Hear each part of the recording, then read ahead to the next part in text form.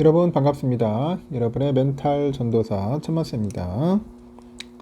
벌써 목요일이 다가왔습니다. 목요일 즐거운 마음으로 여러분과 함께 목요일 아침 한번 시작해 보도록 하겠습니다. 이런 말이 있죠. 하쿠나 마타타. 하쿠나 마타타. 걱정 마. 다 잘 될 거야. 다 잘 될 거야. 걱정하지 마세요. 진짜 똑똑한 사람은 대부분 조용하고 진짜 강한 사람은 대부분 온화합니다. 진짜 부유한 사람은 대부분 소박합니다. 진짜 행복한 사람은 대부분 자랑하지 않죠.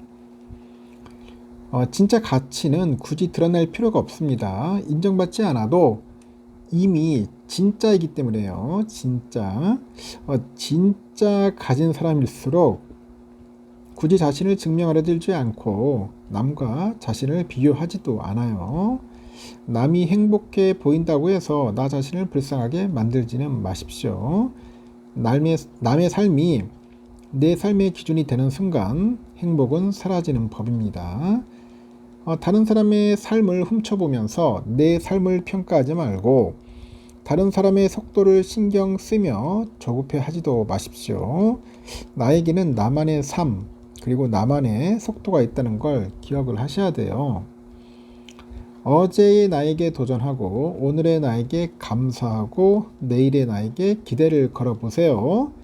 행복이 생각보다 가까이 있다는 것을 그제야 깨닫게 될 테니까요. 이런 분들이 좀 많았으면 좋겠어. 아까 말한 것처럼 어제의 나 도전, 오늘의 나는 감사, 내일의 나는 기대를 걸어보자. 미래를 향해서 한번 달려가는 겁니다.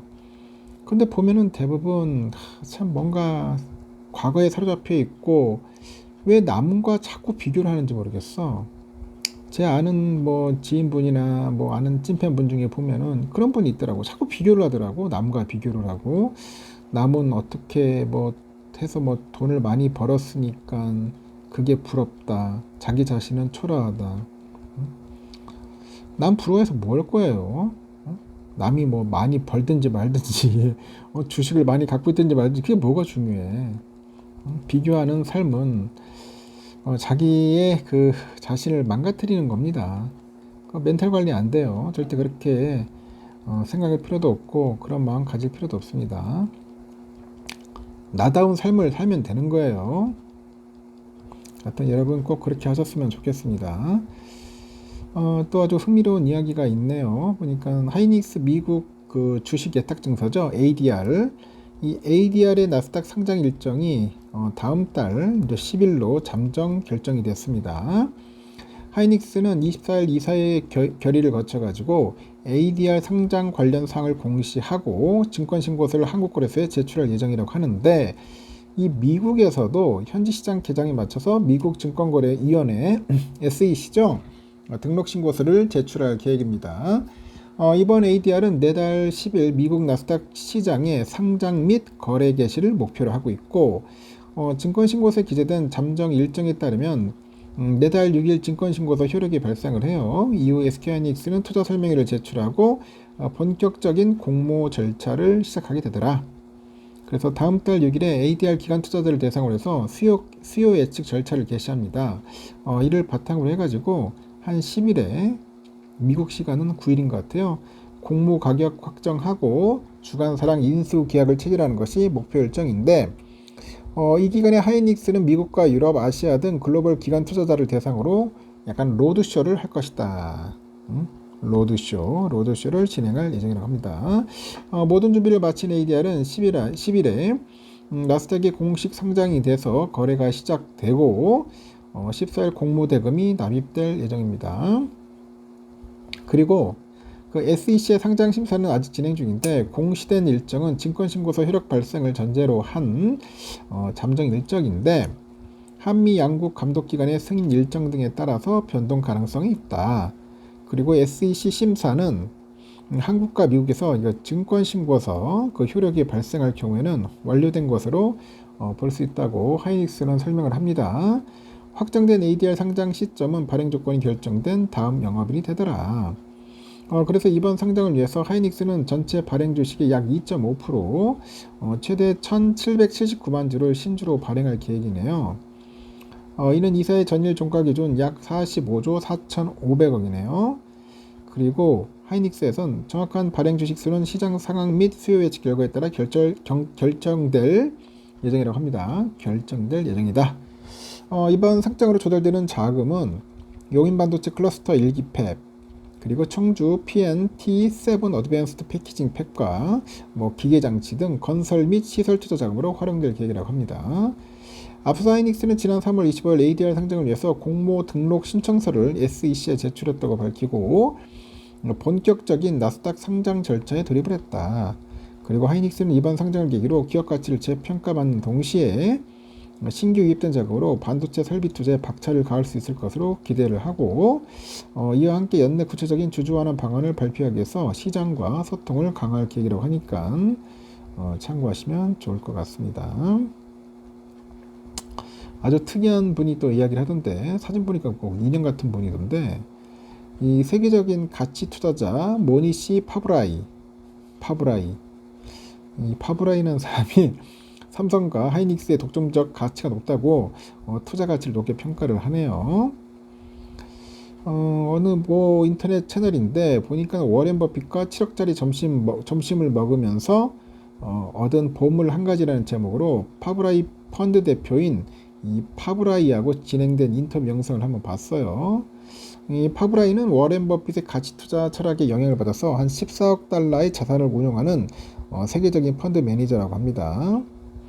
그런 이 영상에서 한국 반도체 기업의 독점적 지위와 미래 가치에 대해서 강한 확신을 드러냈다. 메모리 반도체 산업은 매우 탄탄한 비즈니스다 강조를 합니다. 과거에 SK하이닉스에 투자했었다고 밝힌 그가 영원히 보유했어야 할 기업들이 있는데 정말 아쉽게도 내 원칙을 어기고 매도해버렸다. 반도체 골드러시에서 가장 확실한 곡괭이를 공급하는 이들 기업을 이미 보유가 있다면 절대 팔지 마라.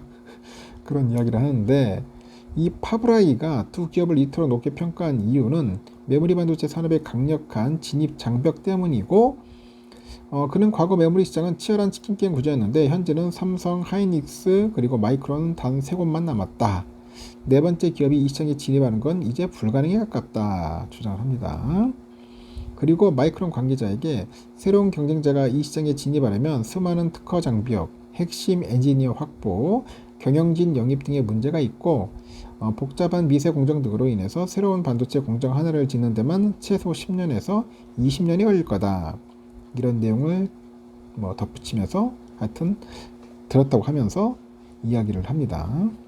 그리고 이미 삼성과 하이닉스를 사셨다면 절대 팔지 말라고 강조하고 호황기는 이제 막 시작되었다 조언하는데 다만 한국의 인구 감소 문제가 코스피의 거대한 역풍으로 작용할 수 있다면서 장기적인 인구 감소는 GDP 성장률을 떨어뜨리고 이는 결국 증시에 부정적인 영향을 미칠 수밖에 없다고 경고를 합니다. 한국이나 일본처럼 인구가 감소하는 국가가 GDP를 어느 정도 성장시킬 수 있는 유일한 방법은 수출 강국이 되는 것뿐이다. 한국은 실제로 수출 강국이지만 관세 같은 무역 장벽과 인구 감소로 인해서 인건비 상승이 주요 도전 과제다. 이렇게 언급을 합니다. 제가 봐도 인구 감소가 가장 심각한 것 같아요. 출산율이 자꾸 떨어지고 하니까 이제 조금 어렵다 하는데 하여튼 출산을 많이 안 하니까 애들이 없어. 애가 없습니다. 애가 있어야지 또 아이들이 성장을 해가지고 그 아이들이 또 나라를 또 먹여 살릴 거 아닙니까?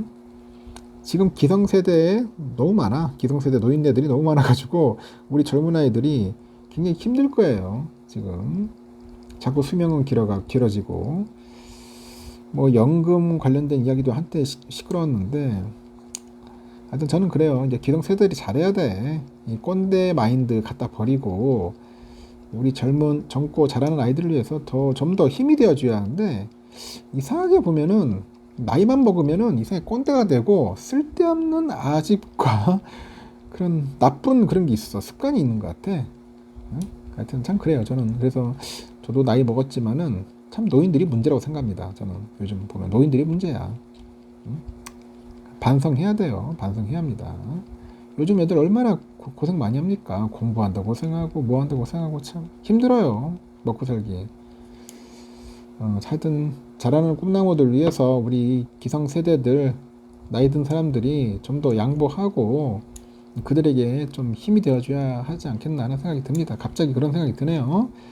여기까지 하겠습니다. 좋은 하루 보내시고 다음 시간에 뵙도록 해요.